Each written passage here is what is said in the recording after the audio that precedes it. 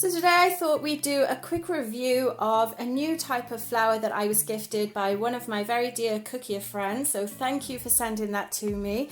Now this is something that I've heard about, and there's been quite a bit of talk about it in the baking industry lately. You may or may not have heard of it, but this is cassava flour, which is a gluten-free flour alternative that you can use if you don't want to buy a pre-mixed blend, or if you don't want to use something like coconut flour or almond flour in your baked goods.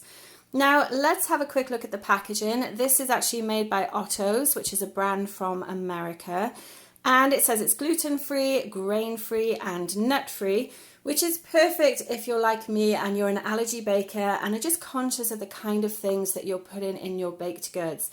Now my family isn't gluten-free, but I do like to make gluten-free treats occasionally just because I like to experiment with different ingredients, as you know.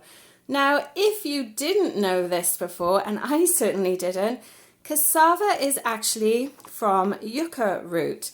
And that's something I had never heard of before. I actually checked it out on Google because I wasn't sure what that actually was. So very interesting to learn that that's actually where the cassava flour comes from. Now at the top of the packaging they have a few different logos here, which we'll quickly run through as well. Of course, it's certified gluten-free, it is autism approved as well, it is paleo vegan, non-GMO, the K, which I'm assuming must mean keto, and top 8 allergen free as well. So definitely ticking a lot of boxes for me here. Now this is a 1 pound 430 gram bag. I do like that it's a nice plasticky bag as well, and it feels very thick, very secure, and it does have the zip lock system at the top, which is going to keep everything nice and fresh. Let's look at the other side though and find out more about this brand. So they have a little bit of a blurb here, just giving you a bit of information about them. So again, it's an Otto brand, which is from America. And the main thing I wanted to point out to you guys, which I think is super helpful, and it's one of the things I get asked a lot about, is conversions. Now, if you've watched any of my baking videos, you know that I really like to weigh all of my ingredients. That's just the way that I learned to bake when I was in the UK, and I've kept doing that with my recipes since moving to Canada. But I do also tend to add in the US cup measurements as well. And this bag actually does the work for you, so you don't have to work out how much you need when you're substituting it in a recipe. So what it says here is that for all-purpose flour, if you weigh your ingredients, you're going to use the same amount. So it actually weighs the same as regular all-purpose flour. But if you use cup measurements, you want to use 3/4 of the amount that you would normally use. So for example here, if it's 1 cup of all-purpose, you're going to use 3/4 of a cup. If you were doubling that, so 2 cups of all-purpose, you would only need to use 1.5 cups of cassava flour. There's also a nice recipe on here if you'd like to make your own tortillas. We haven't tried that yet, but I think we might, because it is something that we do tend to eat a lot. And it's really nice that they just put something simple on there. Then on this side you have your nutrition facts. So they're saying there's about 14 servings in this bag, and that each serving is around 1/4 of a cup, which is 32 grams. Then they have the calorific value and all the other information if that's something you're interested in. And finally we can see some storage information, which is just the same as regular flour. So you want to store it in a cool, dry place. And then it's a product of Brazil, which is actually made in the US. And of course, again, the ingredients, it is just cassava. So let's have a look inside the bag now. Now I have baked with this already, and I have to say I was very impressed with the results for this.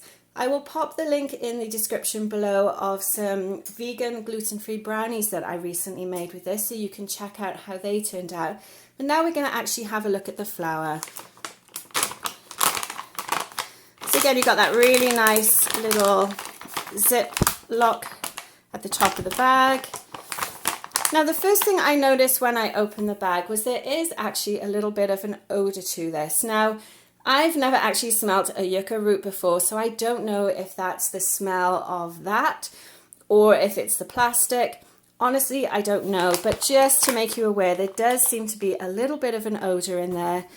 And let's have a quick look. Let's see if we can zoom in here. You can see it looks very, very, very similar to all-purpose flour. We'll take a little bit of it out now and we'll see what the consistency is like.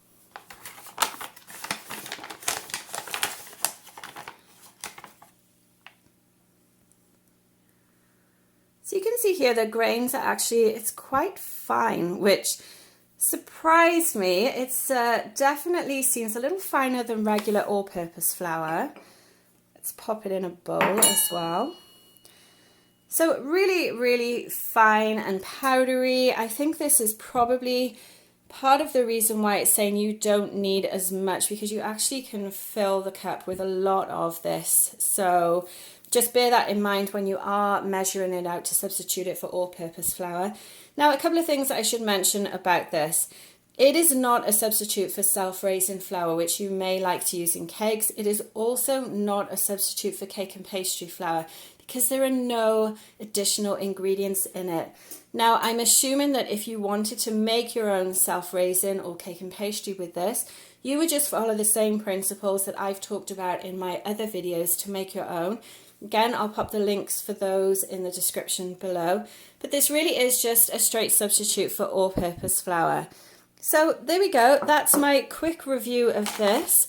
I'll pop some links below as well of places that you can buy this online. But this is definitely a brand that you can buy in Canada.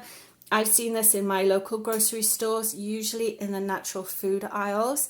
And I know you can also get it on Amazon and in multiple places in America as well. So make sure you check out the link for the brownies that I've mentioned that I use this flour in to find out what they tasted like. And also let me know in the comments if you're going to have a go at making something with this type of flour. Or do you prefer to use something like Bob Red Mill's gluten-free flour substitutes, or maybe even almond flour or coconut flour? All in all though, I think it's always great to have lots of options when you're looking to make substitutions in your baking, and this is definitely something to consider. Thanks for watching, and I'll see you next time.